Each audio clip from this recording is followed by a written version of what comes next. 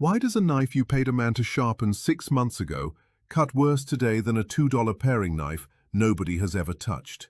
Sit with that one a second because most people have never asked it out loud. They just quietly decided they were bad at knives. My grandmother's name was Verna Ward.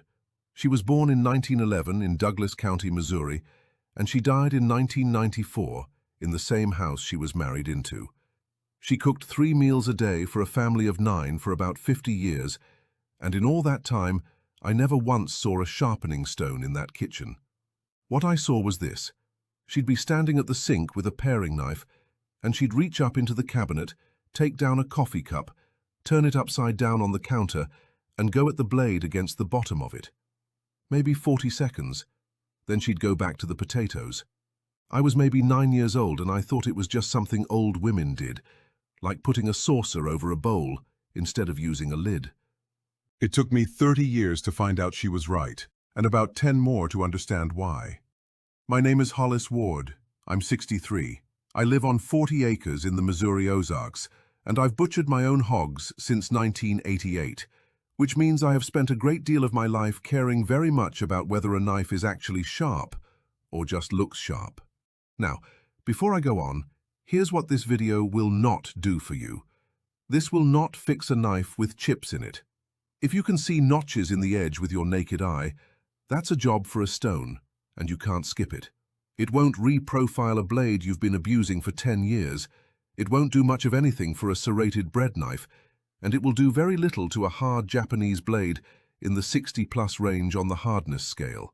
I'll explain why about 2/3 of the way in, and I'll tell you how to test whether yours is one of those in about 90 seconds. And it will mark up your mug. Use the ugly one from the credit union, not your wife's good one. Stay to the end, and you'll know how to test any ceramic in your house for whether it can even cut your steel, how to find the right angle without buying a gauge, and the one thing your hands need to learn that separates people who sharpen knives from people who rub knives on things. Let's start with what dull actually is, because almost nobody has been told. A knife edge is 2 flat planes running down to meet each other. Where they meet is called the apex, and on a sharp knife that meeting point is a line so fine you cannot see it. Under a microscope, a good edge looks like a road narrowing to a point. A dull edge is a road that narrows and then flattens out at the end. There's a little plateau up there instead of a point. That plateau happens 3 different ways, and they are 3 different problems that people lump together and treat identically, which is why they fail. 1. The edge wears. Metal actually leaves, ground off a few molecules at a time by everything you cut and by the board underneath. 2.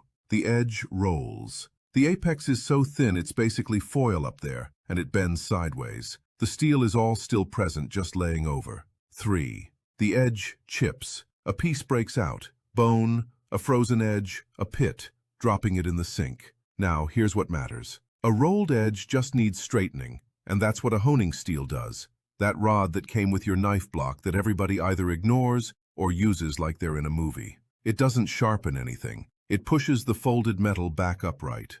A worn edge needs metal removed until you've made a new point. A chipped edge needs a lot of metal removed. That's stonework. The mug handles the first 2 and only the first 2. Anybody who tells you different is selling something or repeating something. So how in the world does a coffee cup cut hardened steel? Turn one over right now. There's a ring on the bottom where the mug sits, and unlike the rest of it, that ring is not shiny. It's matte. Run your thumb across it and it's gritty, like a sidewalk. That ring is bare-fired clay, and there's a reason for it that has nothing to do with knives. Glaze is glass. When a mug goes into the kiln, the glaze melts. If they glaze the foot, every mug in the kiln would fuse permanently to the shelf it was sitting on. So the potter wipes the foot bare before firing, which means the sharpening surface in your cabinet is an accident. It exists because of a manufacturing problem in the kiln, and it has been sitting upside down in every kitchen in America for 150 years, doing nothing. And what's exposed there is a hard-fired ceramic, aluminum oxide and silica, which is precisely the family of material that ceramic sharpening rods are made of.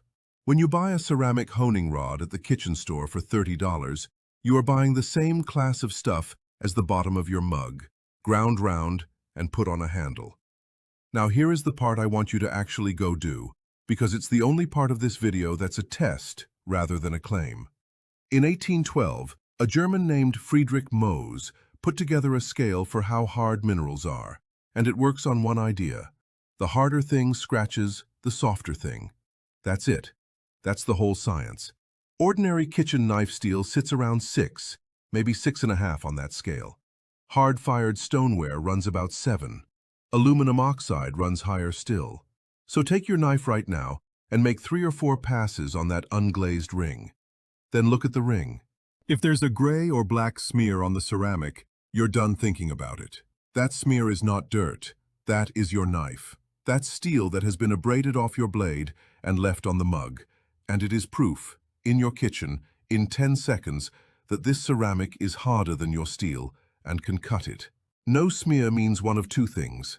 Either your blade is harder than that particular ceramic, which happens with high-end Japanese knives up around 61, 62 hardness, or you're using a glazed surface instead of the bare ring. A 200-year-old scratch test, run on a coffee cup, tells you whether the method will work on your knife before you commit to it. Most people never find that out because nobody ever told them the test exists. Now the part that actually separates sharpening from rubbing. There's a thing called a burr. Some people call it a wire edge. It's a thin ridge of metal that folds over to the far side of the blade when you have ground one side all the way down to the apex. Think of it this way. You're grinding the right side of the blade. Metal comes off, the edge gets thinner and thinner up there, and eventually the steel at the very tip is so thin it can no longer hold itself up. So it folds. It flops over to the left side. You cannot see it. You can absolutely feel it. Here's how, and this matters for your fingers, so listen close. Put your thumb flat on the side of the blade, opposite the side you've been working. Slide your thumb across the edge, moving away from the edge, perpendicular to it, straight off. Never, ever slide your thumb along the edge. Perpendicular and away. If you feel a tiny catch, like your thumb hooking a splinter, that's the burr. And that burr is the only honest report you will ever get about whether you actually reached the apex. Sharpening supplies. The people who sell stones and teach this for a living put it about that plainly. The burr tells you that you sharpened all the way to the edge. No burr means you didn't get there. It means you spent 20 minutes polishing the flat of your knife an eighth of an inch above where the cutting happens, and everything above the apex is decoration. That is what almost every person in America is doing when they sharpen a knife. They work until they're tired, not until they've got a burr. Then the knife doesn't cut and they decide sharpening is a mystery reserved for other people. It isn't.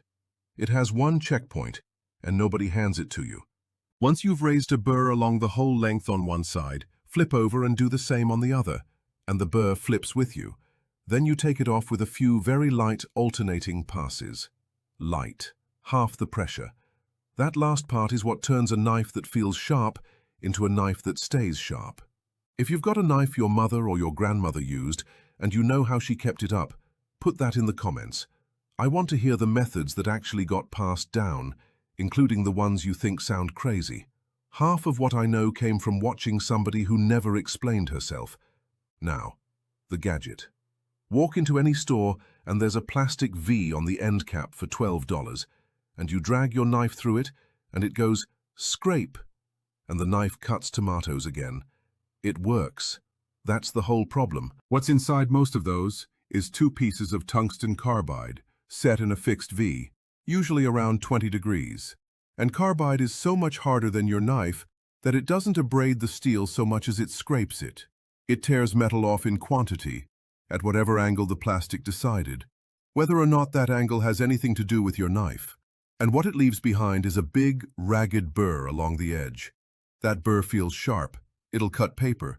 It'll cut a tomato in the store parking lot. And then it folds over and tears off on the second onion, because it was never supported by anything, and now your knife is duller than it was before you started, and you've lost metal you will never get back. That's the answer to the question I opened with. The knife that cuts worse than the one nobody ever touched is the knife that's been dragged through a carbide V 11 times. Nobody hid this from you. It's printed on the package. Sharpens in seconds. That's a true statement. It's just that the seconds are the only part they're measuring. And the cost is spread out over years in metal that leaves your blade and never comes home. There's no villain, and there's no secret. There's a $12 object at eye level that trades your knife's whole life for tonight's dinner, and a coffee cup in the cabinet, 3 feet away, that costs nothing. Now, angle. This is where people freeze up, and it's simpler than the internet makes it. Western kitchen knives want about 15 to 20 degrees per side. Japanese knives generally want less, 12 to 15. Forget the numbers for a second and do this with your hands. Hold the blade straight up off the counter. That's 90 degrees. Tip it halfway down. That's 45. Halfway again, that's about 22. Come down just a hair from there and you're where you want to be. Fold it in half again, and shade it down slightly. That's it. That's the whole angle lesson. A dime standing on edge under the spine of a thin blade puts you in roughly the same neighborhood if you want something physical to look at. And the exact number matters far less than holding whatever number you picked. A consistent 17 beats a wobbling 15 every single time. The wobble is what kills you, because every degree of wobble grinds a slightly different bevel and none of them ever meet at a point. So, the method. Put the mug upside down on a damp dish towel so it can't skate. Never do this on a wet, bare counter. Find the bare ring. Both hands on the knife if you can, one on the handle, 2 fingers of the other hand pressing lightly on the flat of the blade near the edge, because that's where your control comes from. Set your angle. Start with the heel of the blade, the end nearest the handle, touching the ring.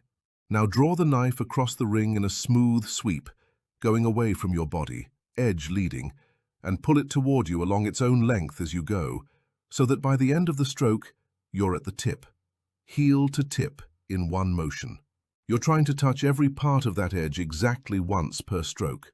Light pressure, the weight of the knife, and a little more. You're not sawing wood. 10 to 15 strokes.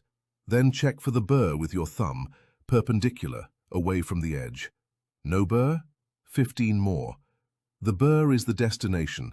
Strokes are just how you get there. Burr along the whole length, flip and do the other side. Same count, same angle, until the burr flips. Then 5 or 6 alternating passes, one side, other side, at half the pressure. That's you cleaning the wire edge off. Wash the knife.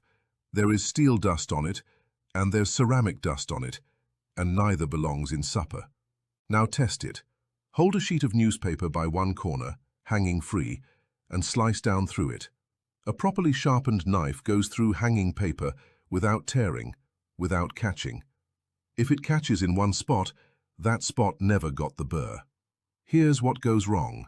Using the glazed side or the rim, glass on glass, nothing happens and you'll wear out your patience before your knife. Too much pressure, you'll chip the ring, and on a thin blade you can roll the very edge over instead of grinding it. Changing angle mid-stroke. Watch your wrist, not the knife. Uneven counts. 15 on one side and 6 on the other. Walks the apex off center, and now your knife steers to one side in a cut. Stopping the second it feels sharp. That's the burr talking. It's lying. Take it off with the light passes. Doing this on a great big chef's knife the first time. Thick blades have a lot more steel behind the edge, and it'll take forever, and you'll quit. Start with a paring knife, and expecting a mug to save a knife that needs a stone. If the edge is chipped, or if you've never sharpened it in 8 years, and it's rounded over like a butter knife, the mug will take you an hour and get you halfway. A $25 to $40 double-sided whetstone, 1,000 grit on one side, is the honest tool for that job, and it'll outlive you.